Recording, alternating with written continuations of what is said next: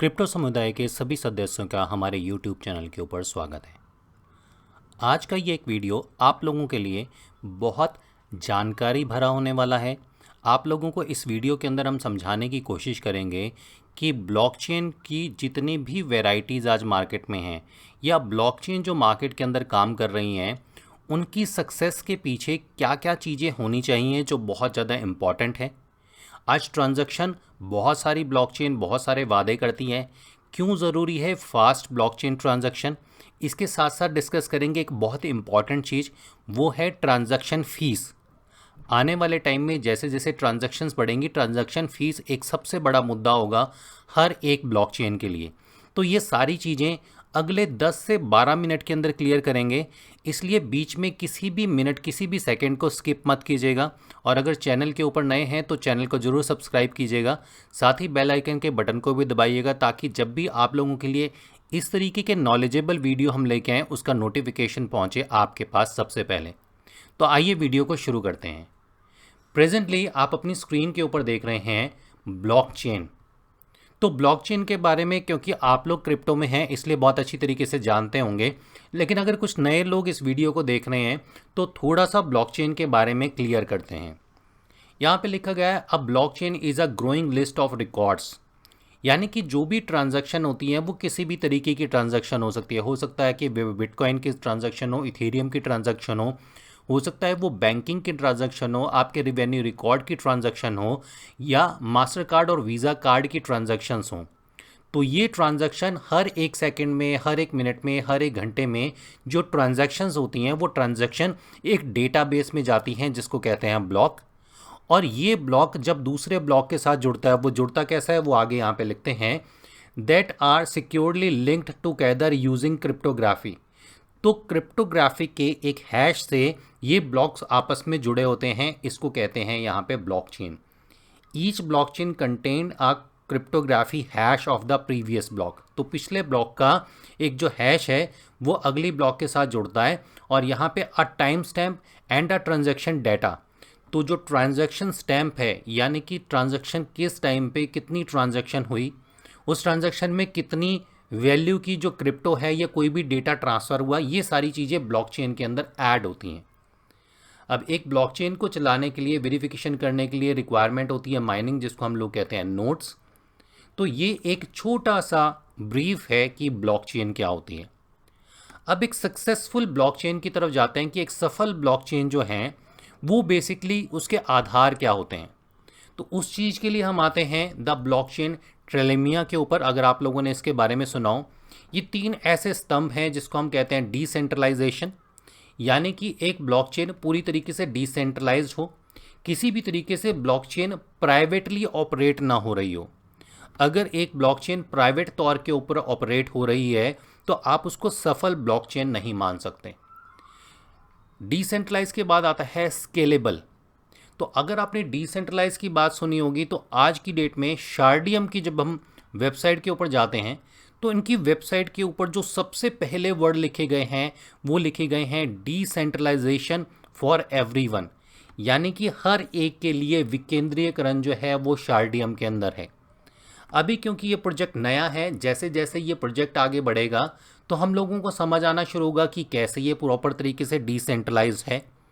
इसके साथ ही क्योंकि दूसरा कंपोनेंट्स जो हमने यहाँ पे किया वो है स्केलेबिलिटी का। अब स्केलेबिलिटी की जब हम बात करते हैं तो जैसे इथेरियम की ब्लॉकचेन है, इथेरियम की ब्लॉकचेन डिसेंट्रलाइज डेफिनेटली है।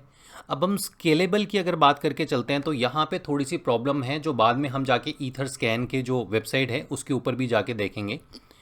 तो जहाँ पे ट्रांजैक्शन की हम बात करके चलते हैं वहाँ पे आज इथेरियम स्केलेबल नहीं है, यानी कि ट्रांजैक्शन बहुत ज़्यादा हैं लेकिन बहुत ज़्यादा ट्रांजैक्शन बहुत कम सेकंड के अंदर जो है वो पूरी नहीं हो पा रही, जिसको हम कहते हैं TPS ट्रांजैक्शन पर सेकंड।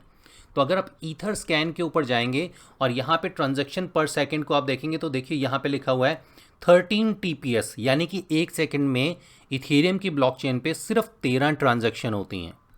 वहीं पे शार्डियम जैसा नया प्रोजेक्ट जो है वो ये कमिट करता है कि आने वाले टाइम में हमारी ट्रांजैक्शन जो है वो हमारा एक लक्ष्य है 1 मिलियन ट्रांजैक्शन, यानी कि 10 लाख ट्रांजैक्शन एक सेकंड में करने का।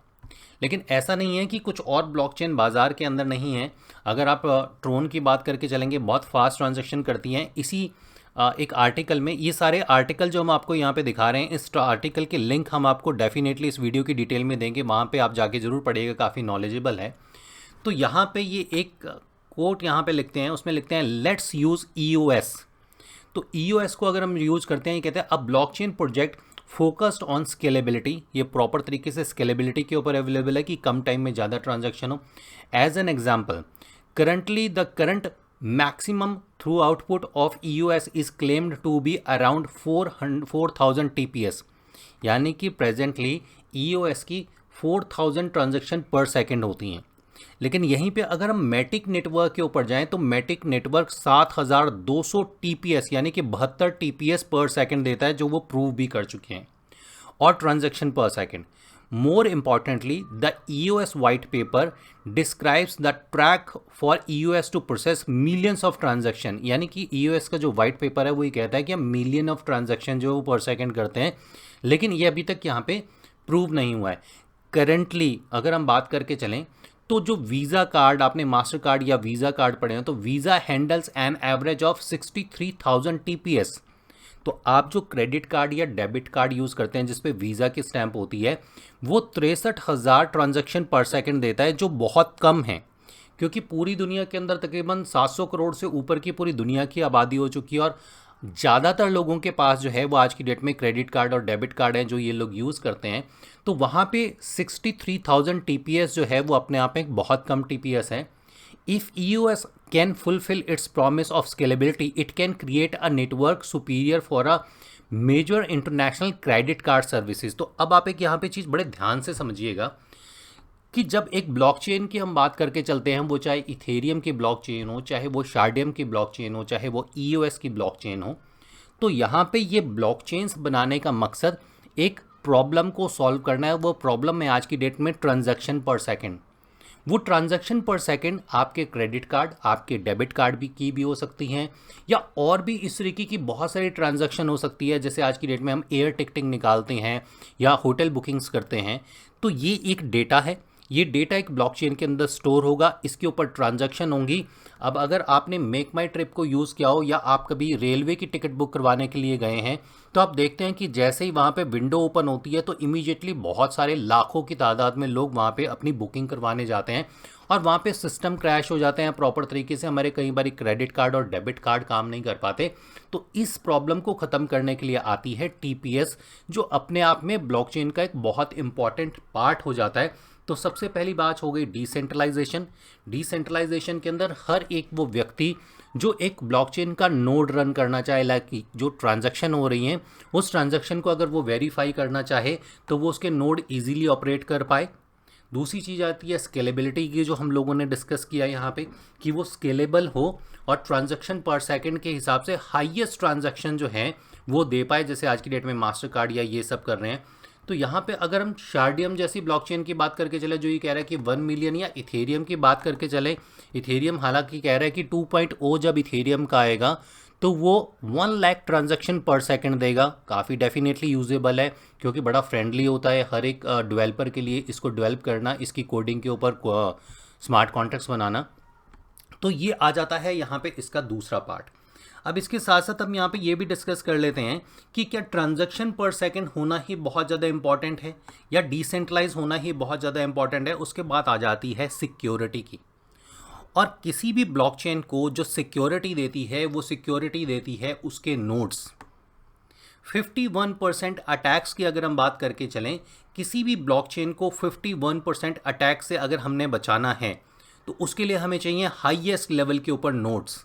और अगर आपके हाईएस्ट लेवल के ऊपर नोड्स नहीं हैं तो डेफिनेटली आपकी ब्लॉकचेन कभी भी किसी भी सेकंड कोई भी पर्सन जो है वो हैक कर सकता है। तो यहाँ पे अगर हमें हैकिंग को बचाना है तो हैकिंग को बचाने के लिए हमें चाहिए ट्रांजैक्शन पर सेकंड के हिसाब से ज़्यादा nodes. Security will create the ground work of the both decentralization and scalability to flourish. तो यहाँ पे जो सिक्योरिटी है उस सिक्योरिटी की जब हम बात करके चलते हैं तो शार्डियम का अगेन ये कहना है, हालांकि हम शार्डियम से पहले आपको बता दें कि आज की डेट में इथेरियम की ब्लॉकचेन सबसे ज़्यादा सिक्योर्ड और सेफ ब्लॉकचेन मानी जाती है। डेफिनेटली बिटकॉइन की ब्लॉकचेन भी बहुत सेफ है, लेकिन क्योंकि बिटकॉइन की जो ब्लॉकचेन है उसको बहुत ज़्यादा इस्तेमाल नहीं किया जा सकता स्मार्ट कॉन्ट्रैक्ट बनाने के लिए या स्मार्ट कॉन्ट्रैक्ट के अलावा और सारी डिसेंट्रलाइज एप्लीकेशन बनाने के लिए, इसलिए हम बात करके चलते हैं इथेरियम की, जो बहुत सिक्योर्ड एंड सेफ है। और शार्डियम का कहना ये है कि 4 GB यानी कि सिर्फ 4 GB की अगर इंटरनल मेमोरी हो किसी भी कंप्यूटर की या फ़ोन की, तो वो उनके नोड को ऑपरेट कर सकता है। और अगर ऐसा हो जाता है तो आप कह सकते हैं कि फ्यूचर में आने वाले टाइम में शार्डियम की ब्लॉकचेन सबसे ज़्यादा सिक्योर्ड और सेफ ब्लॉकचेन होगी। लेकिन ये 3 चीज़ों की अगर हम बात करके चले, क्योंकि बहुत सारे लोग डिस्कशन करते हैं कि जो हमारी टीपीएस है वो ट्रिलियन है, बिलियन ट्रांजैक्शंस हैं। ट्रांजैक्शन इज़ फाइन, आपकी ब्लॉकचेन की ट्रांजैक्शन बहुत ज़्यादा तेज हैं, बिल्कुल सही है। आपकी ट्रांजैक्शन जो है वो आपका नेटवर्क क्या सेफ़ है, क्या आपके इतने ज़्यादा नोड्स हैं मार्केट के अंदर रन करने वाले कि वो आपकी ब्लॉकचेन को सिक्योरिटी और सेफ्टी प्रोवाइड करवाएं, तभी कोई जो प्रोजेक्ट है वो आपकी ब्लॉकचेन के ऊपर आएगा। अब इसके साथ साथ एक सबसे बड़ी चीज़ आ जाती है, वो आ जाती है ट्रांजैक्शन फ़ीस, जो एक बहुत इंपॉर्टेंट पार्ट है किसी भी ब्लॉकचेन के लिए। तो सबसे पहले देखते हैं ट्रांजैक्शन होती क्या है, ट्रांजैक्शन फ़ीस क्या होती है। तो यहाँ पे ये लिखते हैं, transaction fees are type of fees when the client need to pay every moment if process an electronic payment। यानी कि इलेक्ट्रॉनिकली जब भी आप कोई ट्रांजैक्शन करते हैं, चाहे आप गूगल पे भी यूज़ करते हैं या किसी भी तरीके की कोई ट्रांजैक्शन करते हैं, तो वो ट्रांजैक्शन करने के लिए आपको एक फ़ीस देनी पड़ती है। Transaction fees can very among the services, यानी कि जो ट्रांजैक्शन फ़ीस है वो डिपेंड करता है अलग अलग प्रोजेक्ट के ऊपर, अलग अलग ब्लॉकचेन के ऊपर। On average the fee is proportional of the amount of the transaction fulfilled. It is an additional payment for the purchase the merchant has already done successfully। तो ये जो ट्रांजैक्शंस होती हैं, इस ट्रांजैक्शन की आपको एक फ़ीस देनी पड़ती हैं, और यहीं पे ज़्यादातर प्रोजेक्ट जो हैं वो फेल हो जाते हैं। अब एक इम्पॉर्टेंट चीज़ यहाँ पे ये हो गई कि आपकी जो ब्लॉकचेन है वो ब्लॉकचेन की ट्रांजैक्शन पर सेकंड बहुत तेज़ हैं। आपने एक टेस्ट नेट के थ्रू ये दिखा दिया, लेकिन क्या वाकई में जब लोग यूज़ करने के लिए आते हैं, लोग आपकी ब्लॉकचेन को इस्तेमाल करने के लिए आते हैं, तो क्या आपकी ब्लॉकचेन उतनी तेज़ काम कर पाती है, उतनी फास्ट काम कर पाती है? क्योंकि हम यहाँ पे जैसे कार खरीदते हैं तो हमें कार की एक एवरेज बता देते हैं कि ये कार 25 किलोमीटर पर आवर के हिसाब से, जो पर लीटर के हिसाब से चलेगी, लेकिन जब हम उसका यूज़ करते हैं तो वो उतनी ऑप्टिमम जो रिज़ल्ट है वो हमें नहीं दे पाती। और ब्लॉकचेन का भी ऐसा ही है कि ब्लॉकचेन में भी जो कमिटमेंट्स हैं वो तो बहुत की जाती हैं, लेकिन अल्टीमेटली हमारे को उस लेवल की ट्रांजैक्शंस मिलती नहीं। और अगर ट्रांजैक्शंस मिलती भी हैं तो सबसे बड़ी प्रॉब्लम आ जाती है हमें गैस फीस की।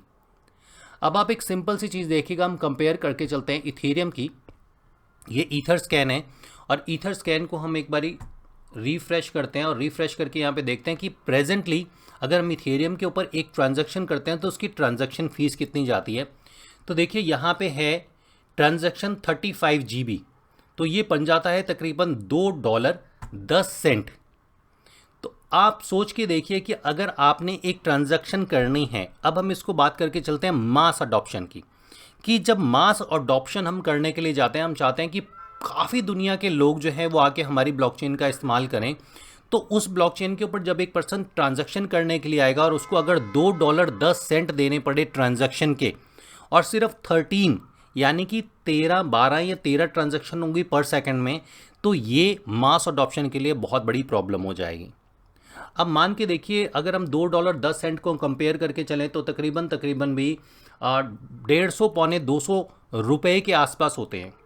तो आप बाज़ार के अंदर जाके किसी भी टाइप की कोई भी चीज़ खरीदने के लिए जाते हैं जिसकी वैल्यू सपोज़ 50 रुपये, 100 रुपये, 150 रुपये है, तो अगर आप 150-200 रुपये की कोई चीज़ ले रहे हैं और ब्लॉकचेन का इस्तेमाल किया जा रहा है ईथर स्कैन की, इथेरियम की, और उसके लिए अगर आपको उतनी ही वैल्यू की ट्रांजैक्शन फ़ीस देने पड़े, तो आपकी जो चीज़ 100 रुपये की है वो ऑटोमेटिकली 200 रुपये की हो जाएगी।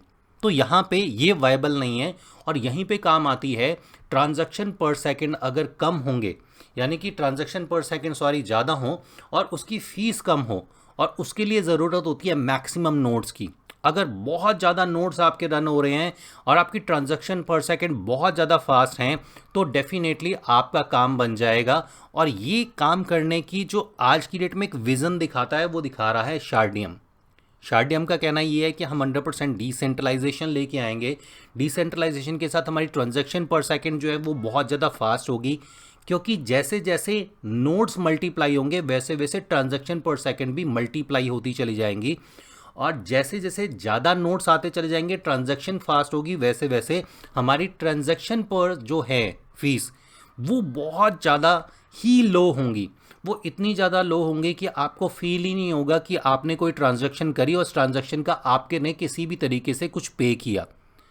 तो ये एक ट्रांजैक्शन पर सेकंड बहुत ज़्यादा इम्पॉर्टेंट है, और कोई भी ब्लॉकचेन अगर ट्रांजैक्शन पर सेकंड को अचीव कर ले, ट्रांजैक्शन पर सेकंड को अचीव करने के साथ साथ उसकी transaction fees minimum to minimum आ जाए, तो Mastercard, Visa card, airlines, hotel bookings industries और जितनी भी इंडस्ट्रीज़ जो डेटा फैच करती हैं वो सारी की सारी चीज़ें उस ब्लॉकचेन का इस्तेमाल करना शुरू कर देंगी।